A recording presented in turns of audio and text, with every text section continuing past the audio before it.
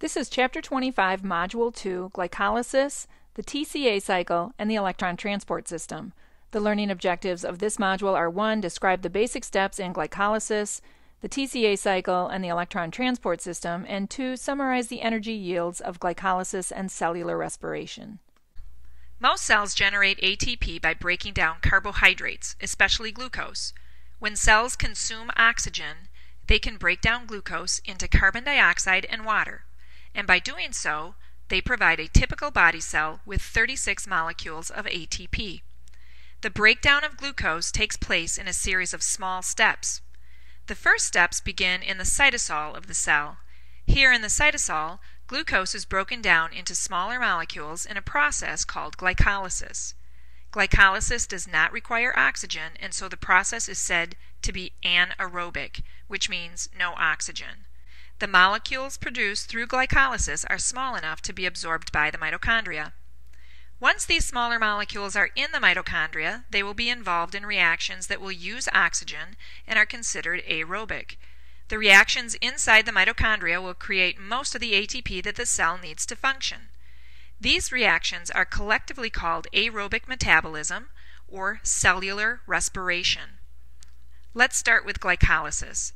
Glycolysis is the breakdown of glucose to pyruvic acid.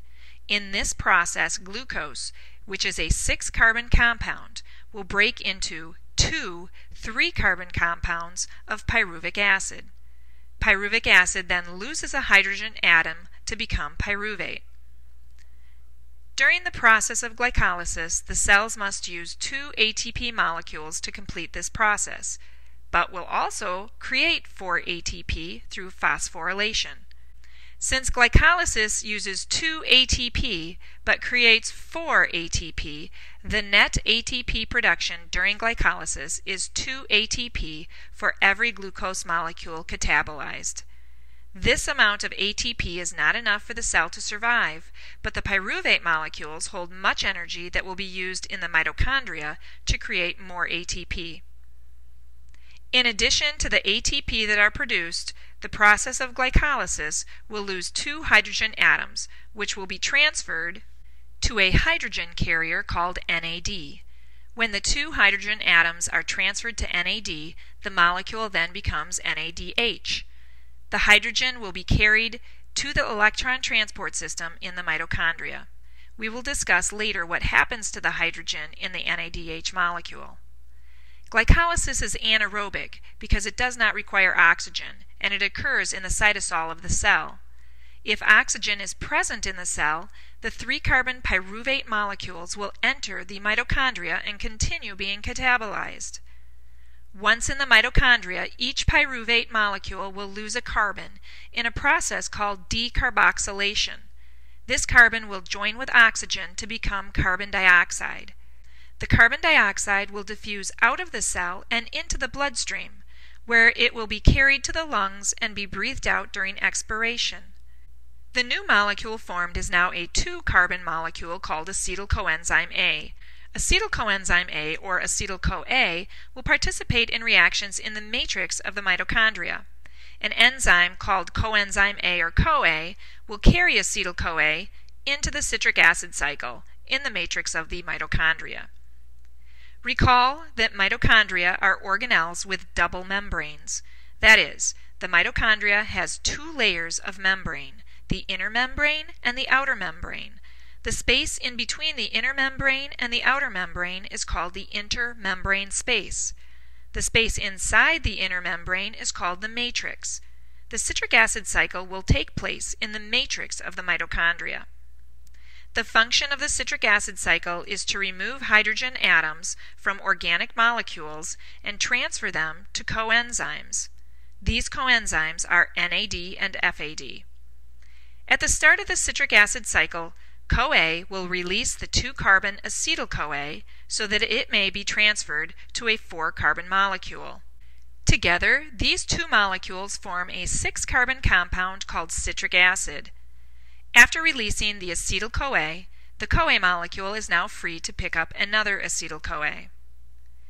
At the end of the citric acid cycle, 2 carbon atoms will have been removed to recreate the original 4-carbon compound.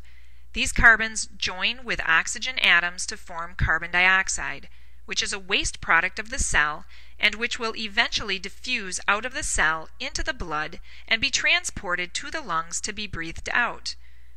More importantly, during the citric acid cycle, hydrogen atoms will be transferred to coenzyme NAD and to another related one called FAD.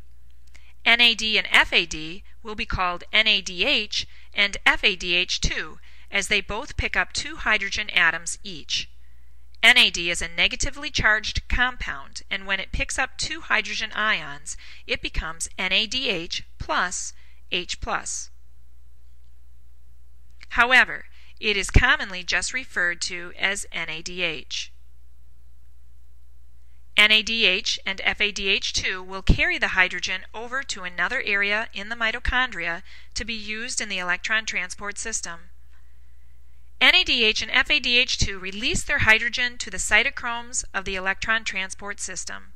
Without the hydrogen, NAD and FAD then return to the citric acid cycle to pick up more hydrogen atoms.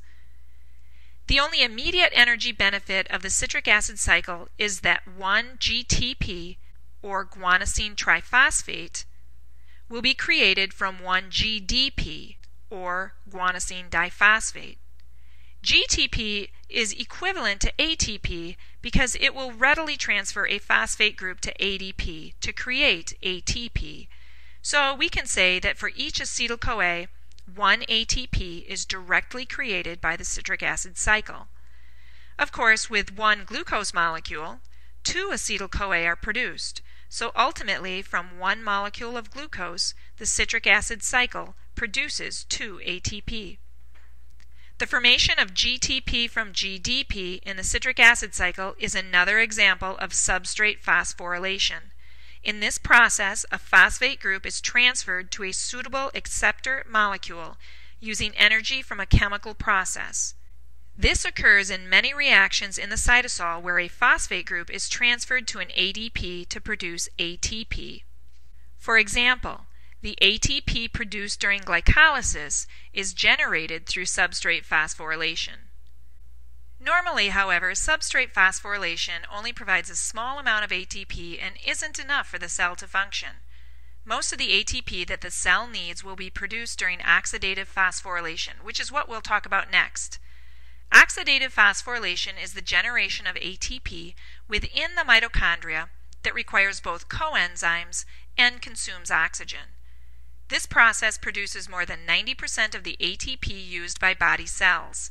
The key reactions take place in the electron transport system.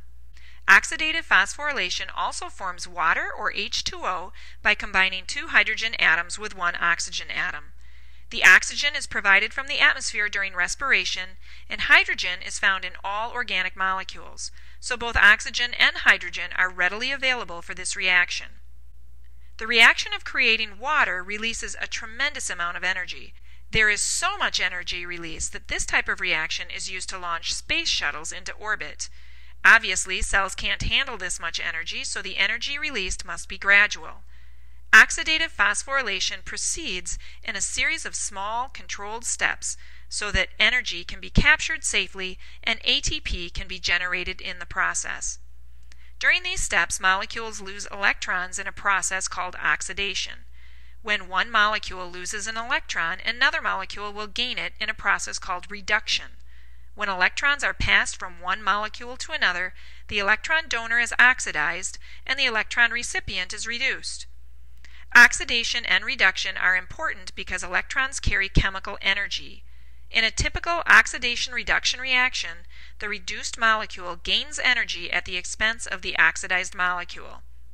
You can remember that molecules are oxidized when they lose electrons and are reduced when they gain electrons by remembering the words oil rig, for oxidation is loss and reduction is gain. In an oxidation-reduction exchange, the reduced molecule does not gain all the energy released by the oxidized molecule. Some energy is always released as heat.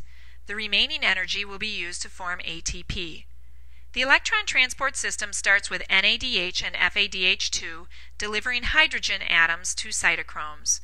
The cytochromes are integral and peripheral proteins that are embedded in the inner mitochondrial membrane. These hydrogen atoms are from the citric acid cycle and were delivered by NAD and FAD in the form of NADH and FADH2. If you remember hydrogen atoms, they consist of one electron and one proton. The electron has a negative charge and the proton has a positive charge. The electron carries energy with it. NADH and FADH2 will both carry two hydrogen atoms. The electrons from these atoms will be passed from NADH and FADH2 to one of the cytochromes embedded in the inner membrane.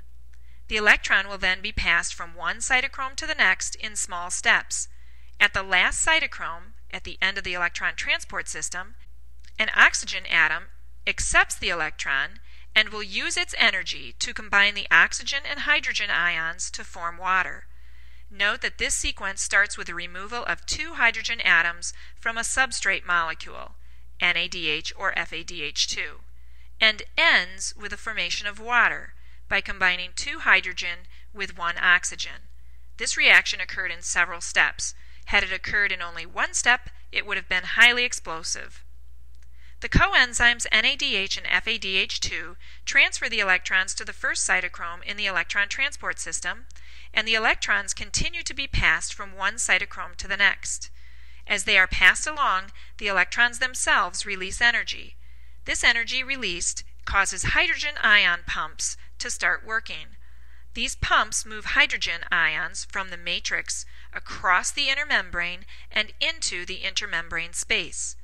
This causes a large concentration gradient for hydrogen ions between the matrix and the intermembrane space. Following the rules of diffusion, hydrogen would diffuse from the high hydrogen concentration in the intermembrane space to the lower concentration in the matrix. Hydrogen can't cross the inner membrane because they are not lipid soluble. However, in the inner membrane, an integral protein with a channel called ATP synthase has the ability to permit hydrogen ions to diffuse into the matrix. This process is called chemiosmosis, and it creates a kinetic energy that will be used to convert ADP to ATP. Both ADP and phosphate groups are already in the matrix of the mitochondria. The energy from chemiosmosis will be used to phosphorylate ADP, which means a phosphate group will combine with ADP to form ATP. Because this process uses both coenzymes and oxygen, the process of making ATP through this method is called oxidative phosphorylation. For every NADH molecule that transfers its hydrogen molecules to the electron transport system, 3 ATP will be formed.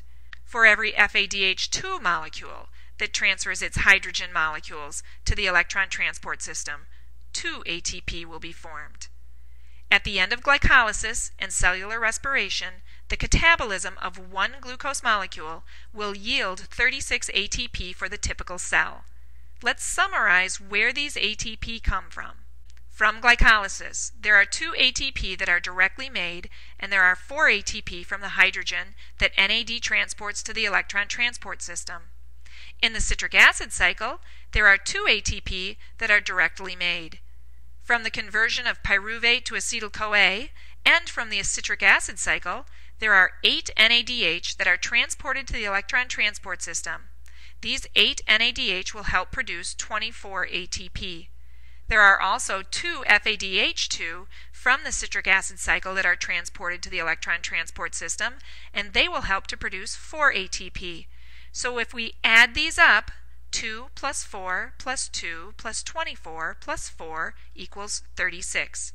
36 is the number of ATP that the catabolism of one glucose molecule will generate. 32 of these are from oxidative phosphorylation, or aerobic metabolism, and 2 of these are from anaerobic metabolism. Don't forget that carbon dioxide is produced in the citric acid cycle and water is produced in the electron transport system. This ends Chapter 25, Module 2, Glycolysis, the TCA cycle, and the electron transport system.